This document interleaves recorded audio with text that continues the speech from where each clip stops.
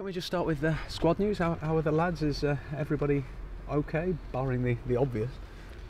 Yeah, well, Max and Jimmy, they're two long-termers. But Jimmy's back on the grass again, doing some running, so that's good. Obviously Mark Howard. We wish him well in his recovery, so everything went well for him. And everybody else is fit. Just some reflections on last weekend. Everyone stood here, was there and watched it and applauded your team's performance afterwards. When you've looked back on it, what's your assessment? Well, I thought we were excellent.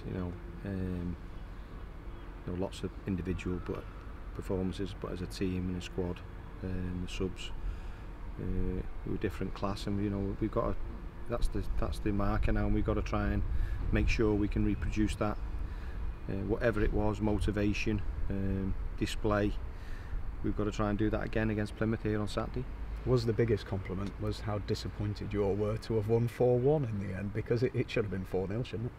Well, to be fair to them, the lads put a good ball in, the lads snuck in at the back post, so it's a good goal from their point of view. But we get so close to keeping a clean sheet. Chris has made good saves. He made some good important saves. The penalty being the number one, but he made some other good saves. And for him to concede at the death, you're seeing his obvious disappointment, but not just his, the defenders with that, being so close to it being almost perfect.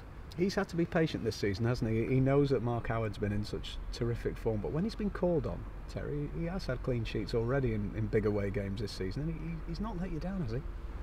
He's been excellent, and but let's get it right. He's an international goalkeeper for the Congo, and he's 6'4.5", athletic, good shot stopper.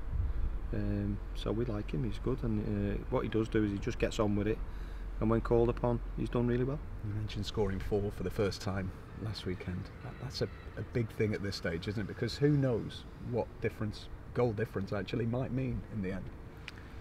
Who knows? I think it's a bit too big of a gap for the goal difference. But I think confidence is massive, isn't it, in football? So Armand trained on Tuesday really well and come in today full of beans and confident that he can go and take that onto Saturday, and then others chipping in, Matthew Virtue and Chris Taylor chipping in. We're going to need others to chip in. We can't just throw it onto Armand's toes. Others have got to chip in and score some goals.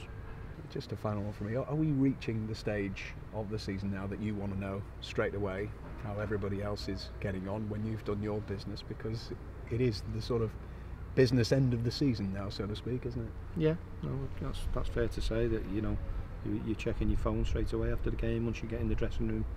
To see how the others have done, but what we've got to do is there'd be no point in doing that on Saturday if we'd have lost the game, so we have to go and win the game now against Plymouth.